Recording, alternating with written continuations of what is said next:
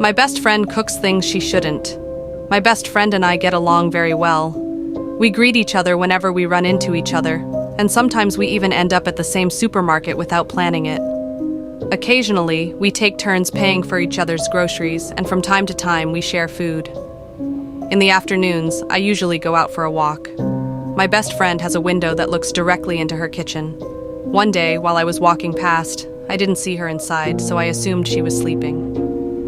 That day, I decided to walk farther than usual.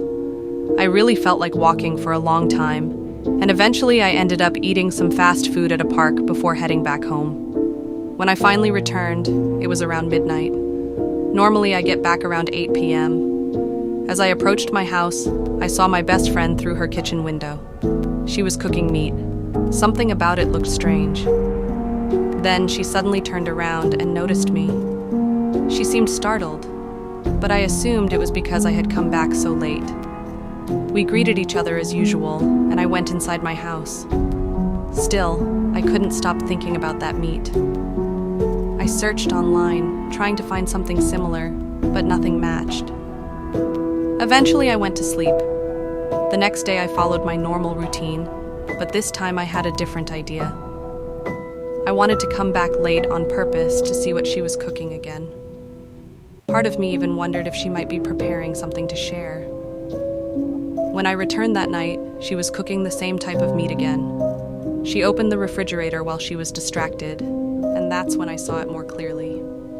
I froze. There was no way that kind of meat was normal. I didn't fully understand what I was seeing, but something about it felt completely wrong. When I got back inside my house, I couldn't stop thinking about it. Questions kept running through my mind. Why would she cook something like that? Was I the first best friend to notice? Or had someone else discovered it before me? I was terrified of going outside again that night, but I felt like it was the only way to find answers. If I asked her directly, she would know something was wrong. That night I decided to sleep and investigate the next day. The following morning I went to the park and stayed out longer than usual. I didn't want to return home until it was late enough that she would probably be asleep. Eventually, it was almost 3 a.m. It was time. I took my phone to photograph anything important and a small flashlight so I wouldn't make too much light. Using a small piece of metal, I carefully opened her door. It worked. When I entered the house, I immediately saw the meat in the kitchen again. I avoided looking at it for too long. I opened the main refrigerator. Everything there looked completely normal. I kept searching, but the house looked exactly the same as always. Nothing seemed out of place. I didn't want to go upstairs because that's where she slept. There had to be something different somewhere. That's when I noticed a hidden door behind some furniture. It was locked with chains and a padlock.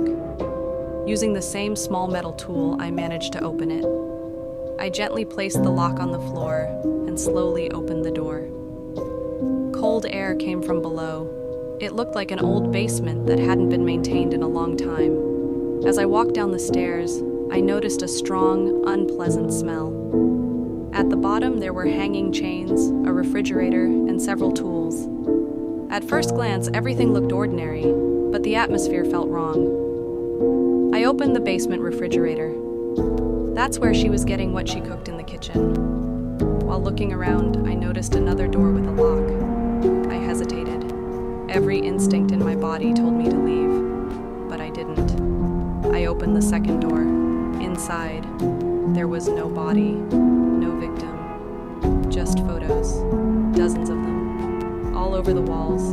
People from the neighborhood, people from the supermarket, people from the park, and then I saw myself, photos of me walking, photos of me entering my house, photos of me sleeping.